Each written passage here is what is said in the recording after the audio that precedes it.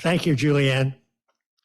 Our speaker today is Annisa Karim, who grew up in southeastern coast of Florida and graduated from the University of Florida with a Bachelor of Science degree in wildlife ecology and conservation.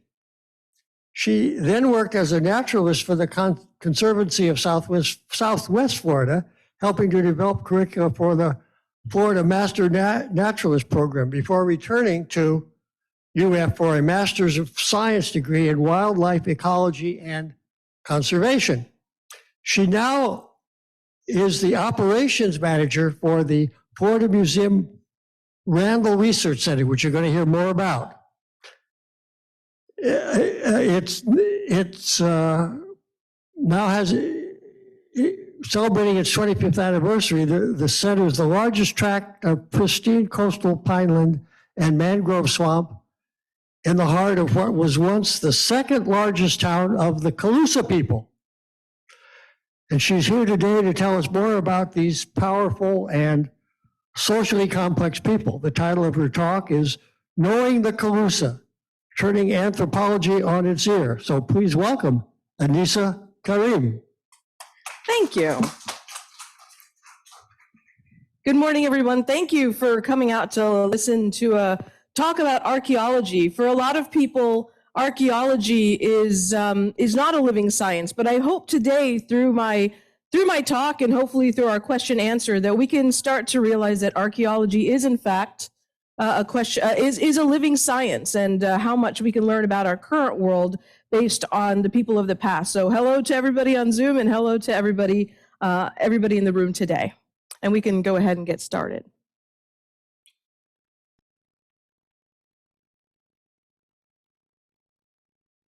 So my talk this morning is titled Turning Anthropology on Its Ear. When we as humans go into any endeavor, we come into that endeavor with preconceived notions. That's human nature. If you see a person walking down the road every day and every day they make the same right, your preconceived notion will be the next time they do that, they will make a right? We as humans take in data and we try to figure out what is happening in the world around us. But that doesn't always work. We have to continue to learn about the world around us and start to understand that more things could be happening. So we'll talk about anthropology and archaeology today and how the study of the Calusa actually did turn anthropology and archaeology on its ear. When I went to school here in Florida as a fourth grade student and I learned about indigenous people, I learned that Juan Ponce de Leon discovered Florida, right? As if there was nothing else here, as if it was untouched. And I think a lot of people have heard that history, have heard that narrative that Juan Ponce de Leon discovered Florida as if there was nothing here. But actually at the time, I'm just trying.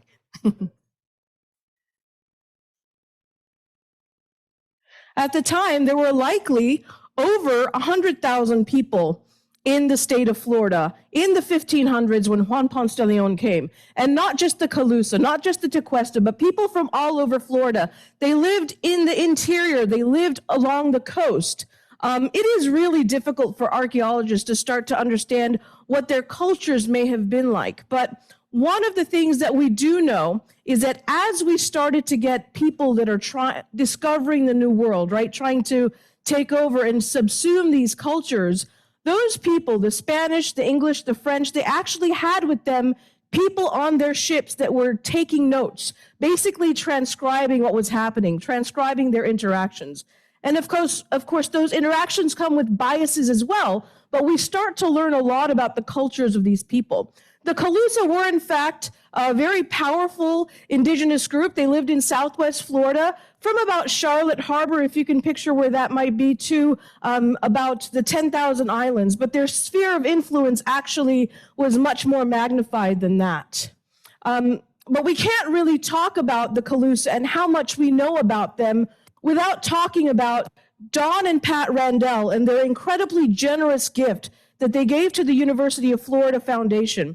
So in the late 60s, Colonel Don Randell and his wife, Patricia Crandon Randell, they moved to Southwest Florida to Pineland, which is in Lee County. And they purchased a number of acres, and they started off with something like 50 acres, but they kept buying a little more land, and they knew what they had in their backyard because of their education and their quite frankly, their ability not to have to take down these mounds to build roads or use them as fill. They knew that they had a treasure in their backyard, but they weren't going to themselves discover those treasures. They understood that they needed professionals to come and do that. There's an article in our local newspaper in Southwest Florida from 1983 where someone asks them, what are you going to do with those mounds in your backyard, these indigenous mounds that were in their backyard? And they said, we're not going to dig there. We hope to have a professional do that someday. So they were committed not only to finding out about what was on their property, but to make sure that it was done in the proper way, to make sure that archaeologists and anthropologists were able to come to their home and basically find out what was in those mounds. Now, Indian mounds, mounds left by indigenous people, that is not unique to the Calusa. We see that all over Florida. In fact, we've seen that in other countries. We've seen that in other parts of this country, right? So that was not unique. But learning what was in those mounds, that really is what they wanted to know. And so Don and Pat Randell were very generous, not only with their time, but they did eventually become aware that for this legacy, for this work to continue beyond just their stay on Pine Island, that they would have to kind of create a place for this work to happen. And so they actually they donated land to the University of Florida Foundation so we could have an archaeological research center there. And this aerial shot just next to their pictures, this is actually Randell Research Center. This is the public trail. We call it the Calusa Heritage Trail. This is the public-facing part of the Randell Research Center, so people can learn about the archaeology that was done in the past and learn about upcoming things as well, meeting archaeologists in person, meeting wildlife ecologists, learning about the history, the ecology, and the archaeology. And so Randell Research Center is a program of the Florida Museum of Natural History. You know that this series is about not all of, but some of what the Florida Museum does. And so the Florida Museum, just like the University of Florida, may be headquartered here in Gainesville, but stretches throughout the globe. The collaborations, the science that is done, certainly the people that come to Gainesville, come from all over the world. But the Randell Research Center in Southwest Florida is also part of the Florida Museum of Natural History. It is part of the South Florida Archaeology and Ethnography section. And so we have actually been doing digs in Pineland since 1988. And in fact, in 1989, the University of Florida sponsored something called the Year of the Indian, where thousands of school children from Lee County were able to come and see a dig in process at the University of Florida's Randell Research Center. I love this story of our logo. This is our logo. You'll see it on our hats and our buttons and pins and things when you visit Randell. I hope you visit Randell. But when you look at the logo, it's a really interesting story. If you look at that artifact just above it, that is a picture of a bone that was found on site in 1995. The bone itself is only about an inch long. It's very small, but it is an exquisitely carved and etched bone. And this really shows us it's a crane. We believe it to be a crane. And because we found it on property, we found it next to, we found it, it was still part of the Randell's property before they gifted it to the University of Florida. It was on Randell Mound. So we adopted that as our logo, but it really went to show that the Calusa went far beyond just subsistence living. It was far beyond just food, water, shelter. When you go beyond that as a society, you can start to express yourself in art. You can start to be and become a greater community, a powerful society. And so this was just a little bit of knowledge, a little bit of insight into how the Calusa did. They had time to spend on art. We enrich ourselves through music, through art, and likely the Calusa did as well, but this is evidence that they did. You don't need a bone fragment. If you're starving, you don't need to sit down and take the time to etch a bone fragment. But when you have a community that is working together, that is feeding everybody is clothed as you might be clothed back then you can start to express yourself. So this is really an important find, not only the fact that it was there, but it really gave us insight that the Calusa were, in fact, people more advanced than just what we thought they were. So at Randall Research Center, we really focus on three major things. We focus on archaeology, we focus on history, and we focus on ecology. It is the ecology of Southwest Florida, the estuarine environment, that actually enabled the Calusa to be so powerful and so societally complex without practicing agrarian agriculture. So when I went to school, I was told for any sort of community to be advanced or complex, they had to be agrarian people. They had to plant things. They had to harvest. The Calusa did harvest, but they didn't harvest from the land. They harvested from the estuary. And because estuaries are so biologically productive, they were actually able to sustain thousands and thousands of people without planting much. They did have plants. They had small home gardens. They planted papaya and chili pepper seeds, but they didn't have huge crops like we would imagine an indigenous group of people might have had, right? So we're going down to Pine Island now, and you will notice that there might be a mistake on this map. Can anyone point out where there might be a mistake? It kind of looks like a mistake to us. Well, right here, is that Tampa right there? Well, it really was Tampa, to be honest. We're the ones that were mistaken after the 1700s. This is actually where Tampa was placed in on maps. And so that was the original Tampa. Pineland was Tampa. And you can see this influx of fresh water from the Myakka River, from the Charlotte Harbor. You can see the Caloosahatchee River emptying into here. And so Pine Island Sound, this entire area was protected. It was not fresh like the rivers. It was not salty like the Gulf. It was in between. It was brackish water. It's protected by all of these barrier islands. So the intensity of the waves certainly is not great. It is somewhat shallow. So there's a lot of gradients from fresh to salt water as you move through the estuary. And that, for aquatic creatures and aquatic plants, is incredibly important, because that is the environment, that is the exact environment that they need to be successful as fish, as crabs, as seagrasses, right? And so it is that kind of convergence of this type of biological system, this estuary that is so productive, that where the Calusa were able to make their homes, and make their homes quite successfully. You will see another area on this map, Fort Myers Beach. That is a place where we know that the Calusa lived. But right here, Mound Key, that is the capital of the Calusa Nation, as we call it. That is where the Calusa's chief lived. Their chieftain was there. And then Big Mound Key is another big island or another big homestead of the Calusa. This is Randall Research Center. This is one of the mounds. This is actually Brown's Complex Mound 1 right here. And if we look at the radiocarbon dates, there are dates in here that go to 600 AD. And the top of the mound right about here was formed in the 1700s. So we know that the Calusa were here building this mound. We know that it took them hundreds of years, and likely they didn't build it just to live on top of it. They probably lived on it as time went on. Their end goal probably wasn't, hey, we want a 3-story mound.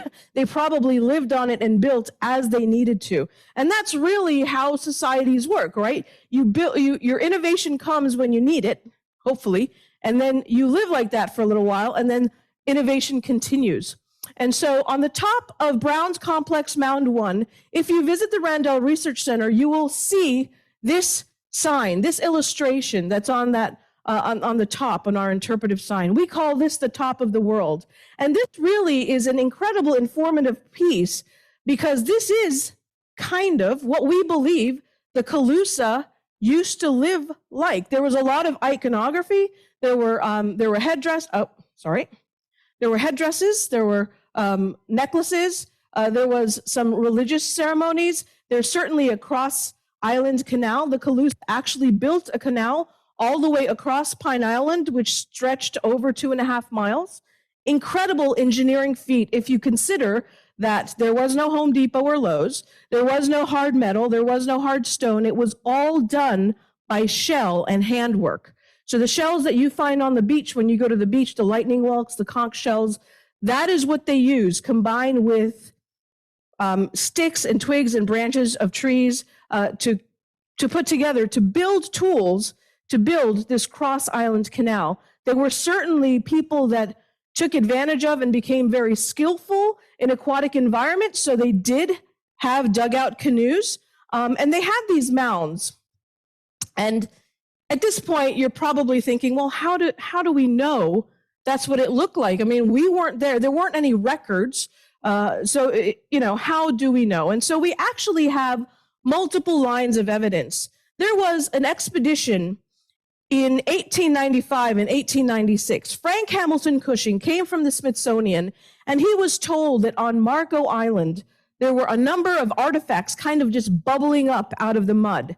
And these artifacts needed to be collected. They needed to be recorded for all time, right? So Frank Hamilton Cushing in late 1895 decides he will make his way down to Marco Island via water. And so, of course, we're not close to Marco Island here, but he had to stop here to switch transportation. And so when he was here, he actually slugged through the estuary, the very shallow, mucky estuary, and he found Pineland. He found Tampa, right? And when he went to Tampa, he actually saw these mounds, and he had the time to actually map out what was there. So it didn't look exactly like this.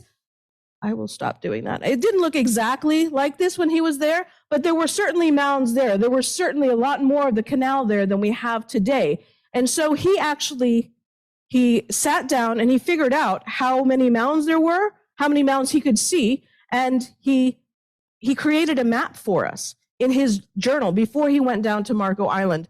And so we know that there are a lot of mounds on Pineland. We also know that at that time, the census said that there were about 35 or 36 people living there. The 1900 census tells us that were not very many settlers there. So we believe that what he drew, what he mapped out in 1895 is probably pretty accurate to what the Calusa left behind. That's not the only line of evidence we have, though.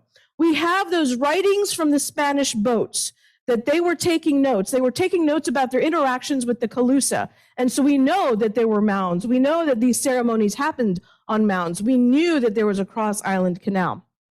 There was a young man that was shipwrecked. And when he was 13 years old, he actually started living with the Calusa. He was a Spanish child of the age of 13, and the Calusa, for some reason, actually allowed him to live with them for 17 years. And he actually wrote memoirs as well. So we have these multiple lines of evidence that tell us what Pineland looked like. And so this was the top of the world. This was the top of the mound where you could look out and see this cross-island canal. You can see these multiple mounds. And so the Calusa had this sphere of influence in Southwest Florida that went all the way to the East Coast. They were trading with fishermen. They knew what was happening with Columbus was coming, and they had slave ships, and they were taking indigenous people as slaves. The Calusa already knew what was coming. They knew that Spanish ships meant war, and they knew that Spanish ships meant potential slavery of their people.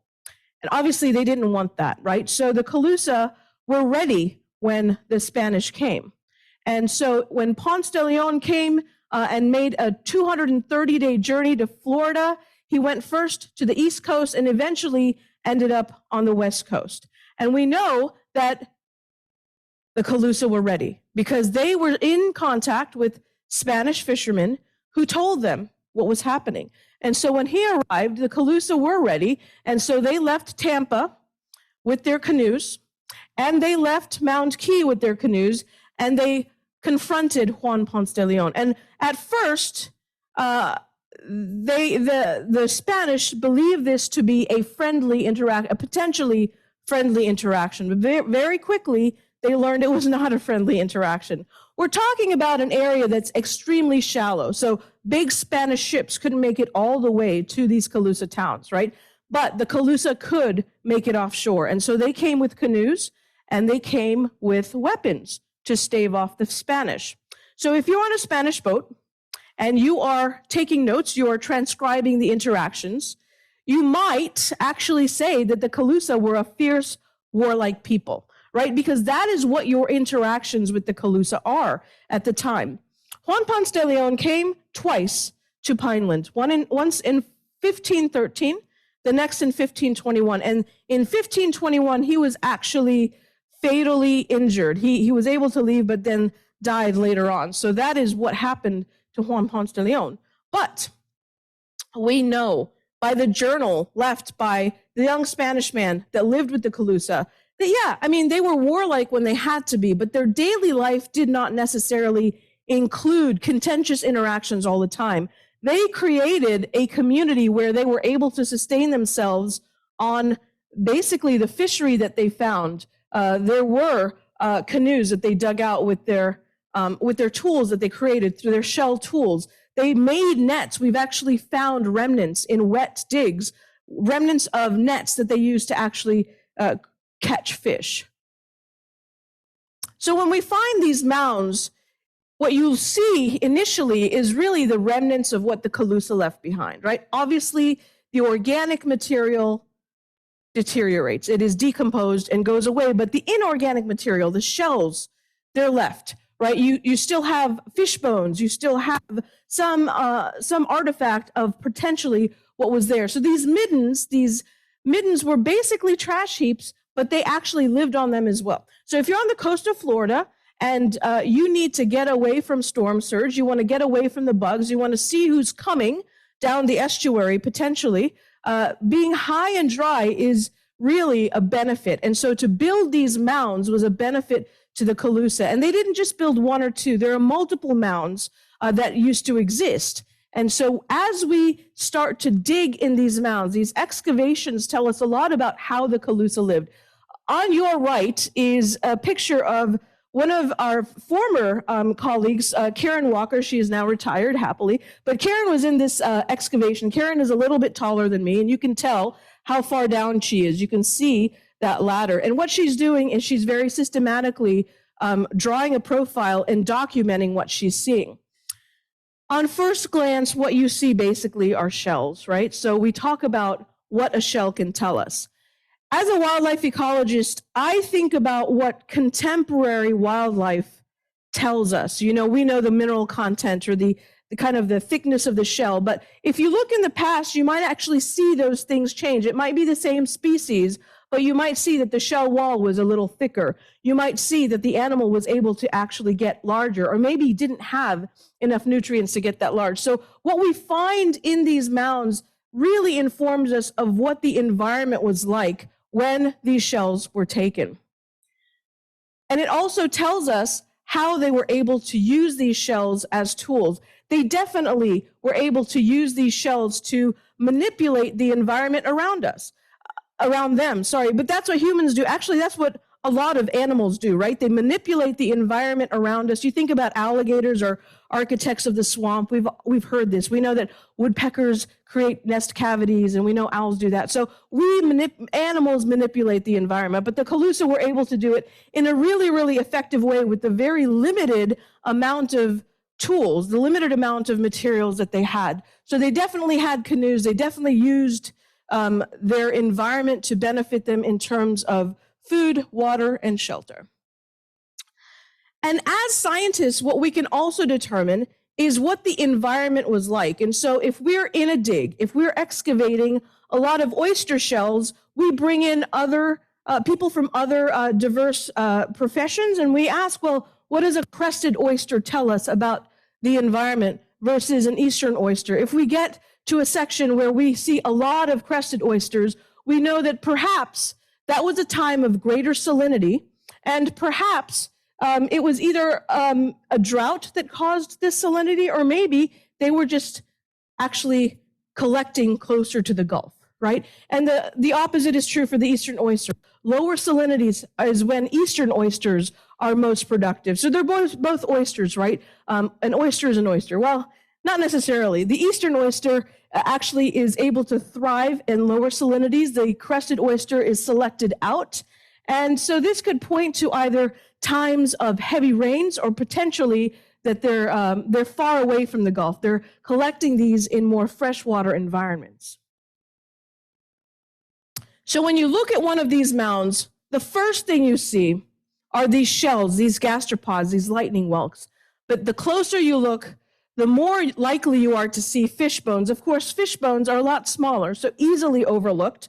But once you start trying to figure out what is actually in a 1 meter plot, you find that there are a lot more fish bones than there are shells. They actually relied more heavily on fish than they did on shells to live. And why do you think that might be? I mean, for those of you who fish, is it easier to catch enough fish to feed your family or collect enough shells and the meat in the shell? Probably fish, right? If you have the ability to make hook and line, if you have the ability to make these seine nets to catch fish, how many of you have ever used a seine net or a gill net before? Are any fishermen? Okay, so when you use a net, do you usually catch more than one fish? Right, you do, right? And so the potential for catching much more is there with those types of technologies. Instead of combing the floor of the estuary looking for these large conch shells. So fish were actually a larger part of the diet. But then again, you bring in the ichthyologists, tell us about these bones that we're finding, right? And so we find that spotted sea trout live their juvenile years inshore. So if we are finding bones of very young spotted sea trout, we know they probably caught them inshore. But once they get over about 4 or 5 inches, they start to move offshore, and you cannot catch them with a net. A lot of the fish bones that we find in these mounds are bones of fish you cannot catch with a net. So intuitively, you think there must have been another way. It was probably hook and line, and that is what we find. But then there are also other things like mullet that, potentially you can catch with just a net. So the type, not only the fact that we're finding fish, but the types of fish inform us on how they were actually able to sustain thousands of people in their communities. So we see kind of a complete picture of the Calusa. If you look at this picture, you can see canoes, you can see nets, you can see the variety of potentially their buffet, right? This is what they eat. But you needed people in the community that were able to make those nets. You needed people in the community that were able to make those canoes. You needed people that were able to fish. And so the community, the Calusa, like many communities, had to have their people that were experts in what they did, and then allow, if I'm an expert net maker, I make my net, and I hand my net to the expert fisher person who will then go and catch the fish. So that's how the Calusa were able to be so successful. And we know from what we found, not only in Southwest Florida, but all over the country, that the Calusa actually had these huge trading routes. We have lightning whelks from the Gulf Coast of Florida. Lightning whelks are showing up in other parts of the country, even showing up in Canada. And we have things like galena and quartz crystals showing up in Southwest Florida. So we knew that the indigenous people had these trade routes, which makes total sense because you can't really live in a state without running into another indigenous tribe, right? So they had these trade routes. They had these actual fortified relationships with these other indigenous people that allowed them to know what was happening, but also trade. So this is a picture of Mound Key, what we believe Mound Key might have looked like. When the governor of Florida, Aviles, came here, the Spanish-appointed governor of Florida came here, he talked about a large house where thousands or hundreds of people could stand inside. We know that the Calusa built these huge shelters, and we know that they actually they were using these shelters to create not only space to live, but these large buildings were for religious ceremonies. And so we have had excavations on Mound Key. We've done ground penetrating radar and have actually found a fort that used to be there in the late 1500s.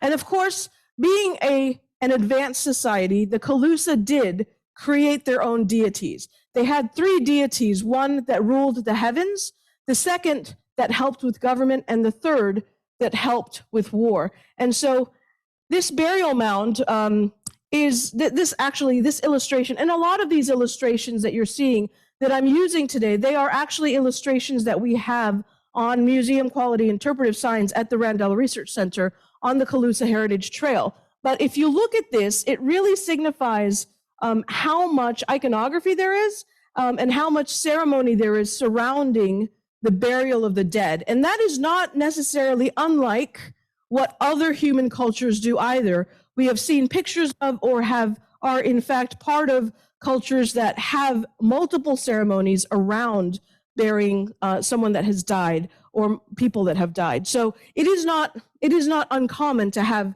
ceremonies, right, surrounding the dead. But the Calusa actually had burial mounds where they buried their dead. And so this speaks to the fact that they were able to get above that food, water, shelter space and start to not only express themselves in art, but start to create ceremonies and create religion. Now, you remember that I spoke about a gentleman named Frank Hamilton Cushing, right? He actually mapped out Pineland and kind of helped us discover what Pineland used to be in the late 1895. He was on his way to Marco Island, if you remember my talking about that. Well, he got to Marco Island and he found some amazing artifacts. Actually, they were bubbling up out of the mud. It was a time where the water level was coming up, and what had been buried in the muck, they were unearthing. Unfortunately, as soon as those of you who know, if something is preserved in an anaerobic state, a state without oxygen, what happens when it hits oxygen? It's gone, right? Pretty much, or quickly gone. So that's actually what they found as well. They figured that out rather quickly. As they were unearthing these artifacts, they were starting to deteriorate, but they had someone with them that could sketch, and they were sketching the masks and the tablets, but there were some artifacts that were pretty well preserved. One of them was this turtle beak head. It's another example of this iconography, this other example that they had time to express what they were feeling or what was happening in art. This one on the bottom right is the Key Marco cat that you might have heard of. There is a book that is out now, The 9 Lives of the Key Marco Cat. It came out last year. Austin Bell, he is the curator of the museum on Marco Island. He wrote that book, and we're actually happy to have him at Randell Research Center. He's coming in February. But so the Key Marco cat was an example of how they created these images of half man and half panther, how they saw themselves in the ecological world. But this centerpiece of art, this is something that was unexpected. You can see fairly clearly that is a shell with the etching of a human being on the inside, right? And so when Frank Hamilton Cushing started to find all of these artifacts, he tried to preserve as many of them as he could, and he took them back to the Smithsonian. When he took them back to the Smithsonian, he was actually accused of forgery because they said, how could these savages actually represent themselves in art? That doesn't happen. The indigenous community, the Indians, the savages cannot do that. And so he was accused of forgery, and he actually had to defend himself and say, no, I actually found that there. And eventually he was exonerated. But these preconceived notions that even early scientists had about the capabilities of the indigenous people that lived here actually prevented us from understanding how complex they could be, right? We have this idea that you must have an agrarian society to be complex. But with the work that we've been able to do on Pineland, we have found quite quickly that the Calusa of Southwest Florida were the most complex and powerful society in Southwest Florida. And they relied for protein not on agriculture, but on aquatic resources. This was the first time that it had been acknowledged that people could be advanced and politically complex without the invent of agriculture. Bill Marquardt is He is a famous archaeologist, a famous Calusa archaeologist, and he was the former director of the Randall Research Center. He is now retired, but this was something, a statement that he made that was quite profound, because it does go to show that, you know, you have to acknowledge what your preconceived notions are and set them aside if you want to enhance your knowledge of a society. And so we know now that the sophistication and the fierceness of the Calusa allow them to be some of the most powerful people in Southwest Florida. And they were actually never subsumed by the Spanish. They were never overtaken by the Spanish, as so many other cultures were. And so we continue to learn more and more about the Calusa. We continue to learn more and more, not only about the Calusa, but their interactions with the Spanish. The current director of the Randall Research Center is here with us today, Dr. Charlie Cobb, and he does some amazing work that talks about how the Spanish and the Calusa interacted and what that might have looked like on Pineland. And so it's really exciting to be able to take something that we know already happened and start to gain even more information about the Calusa. So the Randall Research Center is actually a pretty unique part of the museum. We do, like the museum, rely on donations, but we have a public-facing outdoor trail. The Calusa Heritage Trail is really meant to educate people about not only about the Calusa, but also about the archaeology and the history and the ecology of Southwest Florida. It is a unique site that enables people to walk on the mounds of indigenous people, learn about them, learn about some of the ecology of the area, and we have some amazing docents. So if ever you want to take a trip down, give me a call. I'll be happy to arrange a fantastic tour for you. If you are going to be in Southwest Florida anyway, it's really worth the trip out, and I would encourage you to come. And I'd love to see you there. And that is us. We are the Randall Research Center, part of the Florida Museum of Archaeology, Natural History, sorry. And through the work that has been done there, we've actually been able to move not only the science of archaeology forward, but also kind of rethink the preconceived notions that we had of indigenous people, and perhaps, hopefully, start to look with a brand new eye on the past. So thank you very much, and I'm willing to take questions if anybody has questions. Thank you, everybody on Zoom.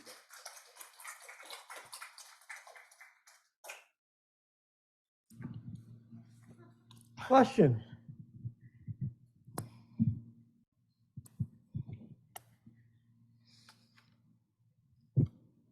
Thank you very much. That was really a good talk and very interesting, and we can learn a lot.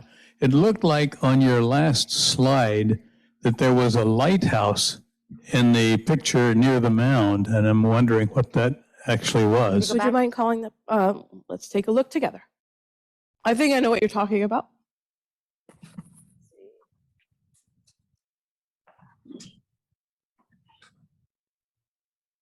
Keep going. One more, this one, right? So I believe that this is so it's an artist's depiction of what might have been happening. We see a lot of canoes in the water, probably some religious ceremony, and what my interpretation is that this might be the mast of a sailing ship in the distance. There is no evidence of a lighthouse or anything of that sort, anything that is incredibly, or any kind of a fortress or a tower or anything like that the Calusa had. So it is an artist's rendition, and every time I look at this, I think, well, maybe there's a religious ceremony happening, or maybe there is a Spanish ship with the sails down in the distance. So unfortunately, I cannot answer that question. But all of these images were created for the Florida Museum by Merrill Clark. And so he has a few books out and I'm happy to, if you have your contact information, I'm happy to contact him and see if he might have an answer for what that might have represented. Sure. We have a question here on Zoom. All right. Ms. Ryan, go ahead. Is there any evidence that the Calusa ate birds? Yes, there is evidence that the Calusa ate birds. Actually, the gumbo limbo tree that some of you might be familiar with, you saw it in that picture of Brown's Mound Complex 1. There was a person kind of with their back kind of looking over their shoulder, and there was a large tree. So that is a gumbo limbo tree. They actually use the gumbo limbo, not only the Calusa, but a lot of indigenous people use the gumbo limbo to capture birds. They would kind of shave off the top of the branch. The sap is very sticky. The birds would light. The birds would stay there. They actually traded red cardinals with Cuban fishermen.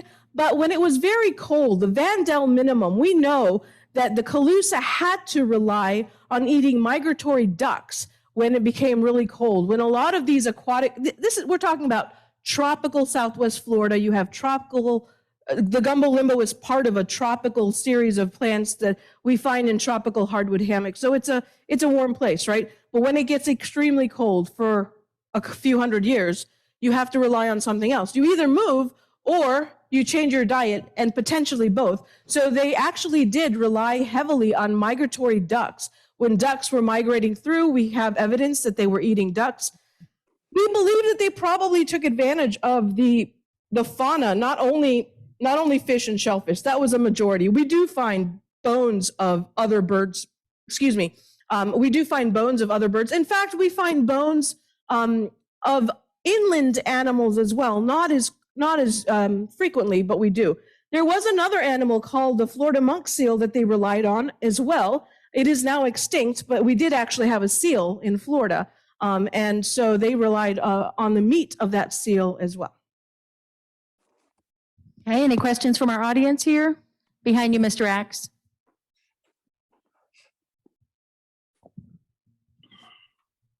The Calusa and many Indian tribes used a lot of color and painting on their bodies. Did they have tattoos already in those days, or what did they use? Do you know? I don't know. I am still learning and reading a lot about the Calusa, so if I'm able to come back in 5 years, I might have an answer. Come on back. I don't think there were any tattoos. We do know that they used body paint a lot for ceremonies. We know that they created the dyes from native plants that occur in Southwest Florida, so they certainly had dyes and paints that they used a lot. But there is no evidence that I have seen of tattoos, of permanent markings.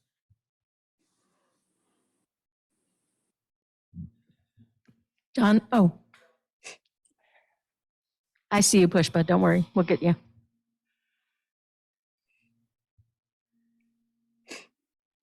Were they also trading with Mexicans, Mayans, Aztecs, etc.? They're going and the people that were living the I don't believe their trade routes took them that far, kind of directly. I believe that their trade routes, from what I have read so far, their trade routes would take them maybe halfway, right? Not across the Gulf, but up over to the north, and then going west towards Louisiana and up, but not all the way to Mexico. I don't believe, and I've not seen that in any literature.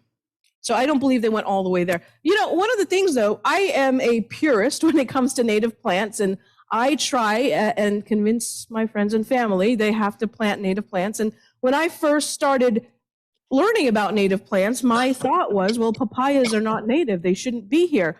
But that's another thing. It's turned botany on its ear, because we found papaya seeds that were over 1,800 years old in one of these wet digs. So the Calusa did have papaya. How did that papaya get to the Calusa? Did they bring it? We don't know. We don't know how it got there, if there was a trade route involved. So it's possible that there was some connection, right, to the Yucatan Peninsula or Mexico or Central or South America, but I don't know exactly how those types of things got to the Calusa, how they were able to take advantage of them. But there's no evidence that they directly traded with Mexico.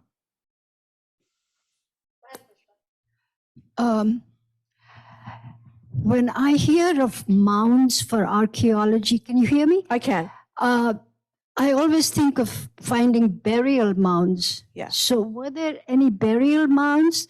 And secondly, if not burial mounds, were they like trash mounds, the things that they discarded that kind of collected, like we have our trash dumps? Right, yeah. We humans haven't changed a lot when it comes to landfills, right? So there were actually two distinct types of mounds. The burial mounds were made mostly of sand. We actually have a burial mound at the Randall Research Center. It is composed primarily of sand. And so we don't allow people to walk on the burial mound because it is an important site for Indigenous people. There's a path around the bottom of it, but when you look on it, you see native plants have grown up, and you see the substrate is sand. And that is what we believe is the entire substrate. They used to bury their dead in sand, but the mounds that they lived on were their trash mounds. Those middens that were full of shells and full of fish bones were also full of discarded food. But, they probably didn't have a lot of leftover food. They had small home gardens, and some of them, and it's not likely that all of them lived on a mound. Some of them, and they did have a class system, right? So some of them didn't live on a mound. But as we go through these mounds, we see layers of sand and layers of charcoal where we know or we believe that they did live on those layers, and then they would build some more and live on top. So those refuse heaps, those landfills were what they lived on. These middens, these discarded shells, that is what they lived on. But they did have distinct other mounds that were burial mounds, for sure. Yes, and that is not unique to the Calusa, right? A lot of Indigenous groups do that. So yes, you're correct. Hi. There is a mound and an archaeological study in Crystal River. Did the Calusa come that far north, or is that a different group? That's a different group, but we know that the Calusa did trade with them. I went to the Crystal River archaeological site last year, and I talked to the rangers there. So it's not believed that was the Calusa, maybe the Tocobago, but not the Calusa. That's a little far north from where they would have been. But they did definitely trade with them. The Calusa had a huge sphere of influence, and there are a lot of things we find in other areas that are Calusa, maybe Calusa specific, and then vice versa. We find things like galena and quartz crystals and things in Southwest Florida that would never have been there naturally. But we don't believe that area is Calusa. You're welcome. While we're waiting for that question, there's a chat that says, please post title author of the book on Calusa cats. Sure. So you can send that to me, and I'm happy to send that out. I'll be happy to do that, yes. Okay, go ahead, Mr. Wilshire. Thank you for your presentation. They had quite a sophisticated area there. Could you comment about the impact of their diet on the size of the Calusas? Sure. And how long they lived there and what caused their demise? I'll be happy to do that. So one of the things that the Spanish said about the Calusa is that they are giants. And so that's something actually that we hear quite a bit. What does giant mean? How big were they? So giant meant 5'8". And for us, that's not so giant, right? But when the Spanish were there, the Spanish men were about 5'4". And so that to them, they're looking at someone that's 4 inches, maybe even taller. Maybe, the average was 5'8". So certainly their warriors might have been the taller ones. So maybe they were 6 foot tall. Their diet consisted almost entirely of protein. So they were probably pretty well built. They were probably pretty muscular and pretty intimidating. So we don't know.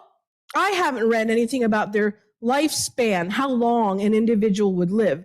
But their demise came actually when a lot of Indigenous groups were subsumed, right? It wasn't necessarily the war, it was the disease that got them. So a lot of Calusa were susceptible to and fell prey to disease. But at the end, it was when Spain and England kind of decided England would have Florida, it was the English that pushed the Calusa south. And if you know of, or if you are a person of faith, you know that religion is very important to people, right? People that believe, it's very important to them.